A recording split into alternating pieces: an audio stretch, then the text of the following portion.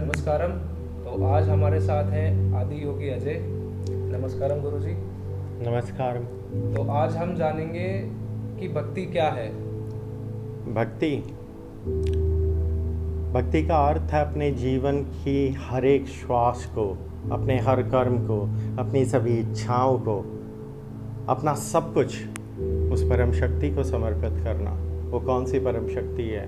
कृष्ण है, राम है, परशुराम है, शंकर है, इंद्र है, नारायण है, वही तो काली है, काली ही तो पार्वती है, पार्वती के ही तो ये सारे 10 विद्याओं के रूप हैं, पार्वती के ही तो नवदुर्गा हैं, नवदुर्गाओं के स्वरूप की आदि शक्ति ही जगत जननी है। तो सरस्वती भी वही है, सरस्वती भी वही है, ज्ञान की देवी। तो लक्ष्मी कौन है? वो भी तो वही है। आप जिस रूप में देखो, ये सभी रूप उस परम शक्ति के हैं। उसके प्रति अपना संपूर्ण जीवन समर्पित करने की सबसे पहली सीढ़ी को भक्ति कहते हैं। तो आपके हिसाब से भक्ति ये है, तो हम इसको भक्ति को पूजा कैसे कहें या पूजा कैसे करें?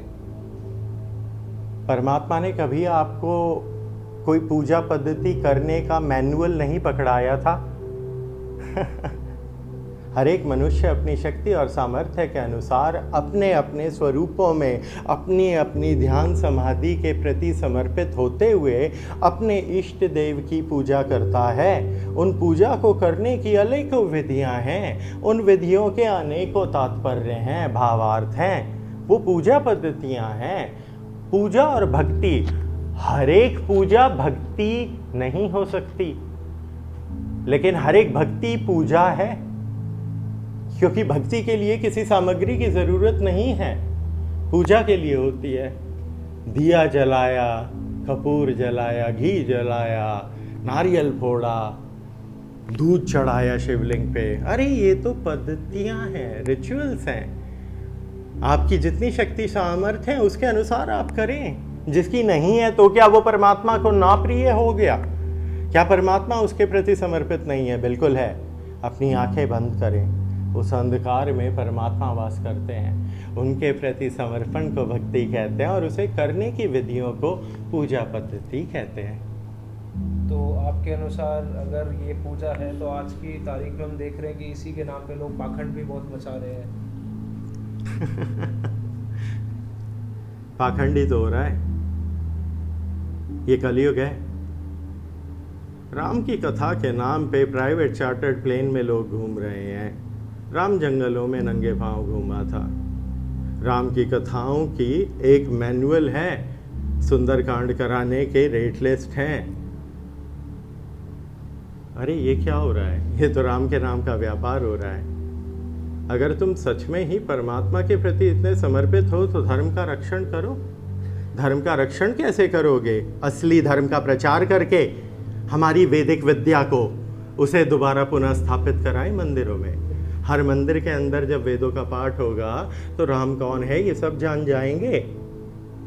और राम का प्रचार करने वालों का माया से क्या लेन देन? हर वो मनुष्य जो धर्म का व्यापार कर रहा है, लाखों के रुद्राक्ष बेचे या लिंग भैरवी की मूर्तियां, या फिर वो आपको अपने नाम की जन्म कुंडलियां, पत्रियां, पुखराज, माणिक, मोती, नीलम, यंत्र, तंत्र, मंत्र जो बेचना चाहे, अरे मूर्खो, भक्ति का व्यापार नहीं होता, पूजा पद्धति का भी नहीं होता, लेकिन पाखंड का अवश्य होता है। इसीलिए तुम नीचों ने तंत्र को एक बुरा नाम दिया। परमात्मा की भक्ति करने की विधि को तंत्र कहते हैं, लेकिन तुम्हें लगता है कि जानवरों का रक्त पी के नंगा नाच करना ये भक्ति है। होगी, लेकिन ये तो तामसिक है, तो उसके कर्म भी वैसे ही होंगे। आप किस तरीके से अपनी भक्ति करना चाहते हैं? परमात्मा को देव स्वरूपी सुर मतलब देवता, उसके जैसे देवगुणी सात्विक मनुष्यों की भक्ति प्रिय है, राक्षसों और निशाचरों की नहीं। और हर वो मनुष्य जो पाखंड कर रहा है होगा तो हाँ क्या करो।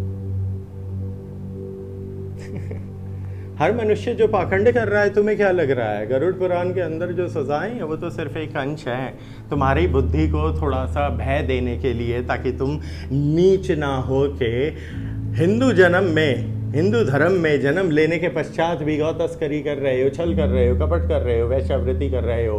हमारे सनातनी भी तो धर्म का, राम का चोला ओढ़ के धर्म का व्यापार करने लग रहे हैं। अरे मूर्खो, तुम असुर हो, राक्षस हो। ये कलयुग है, कलयुग में भगवा वस्त्र ओढ़े अनेकों कालनेमी घूम रहे हैं। कुछ कहेंगे कि आप भी तो भगवाधारी हो, आप भी तो कोई कालनेमी हो। हाँ और ना, पाखंडियों के लिए तो हम कालनेमी हैं ही, लेकिन परमात्मा जिसके प्रति हमारा जीवन समर्पित है, ना माया हम छूते हैं, ना माया हमें छूती है। माया ठहरी मायापति की, जो पहले से ही मायापति की है, उस पे मेरा क्या नियंत्रण। मैं सिर्फ एक भक्त हूँ, एक आत्मा हूँ। मेरी भक्ति उस नारायण के लिए है, पाखंड के लिए नहीं। धर्म का व्यापार नहीं किया जाता। तुम सभी मनुष्यों को आने वाले समय में 2025 में राहु योग में बहुत अच्छी अच्छी बीमारियां प्राप्त होंगी, हार्ट अटैक होंगे, ब्रेन हैमरेजेस होंगी। ये सब आ रहा है, और ख़ास तौर पे उनके लिए जो धर्म का पाखंड कर रहे हैं। अपनी मूर्तियां बेच रहे हो तुम, लिंग भैरवियाँ बेचोगे तुम, रुद्राक्ष बेचोगे तुम, योग करना सिखाओगे तुम, कुंडलिनी चक्र खोलना सिखाओगे, माथे को छू के तुम मनुष्यों की कुंडलिनी जागरूक करोगे, तो तुम्हें ब्रेन हैमरेज काहे हो गई?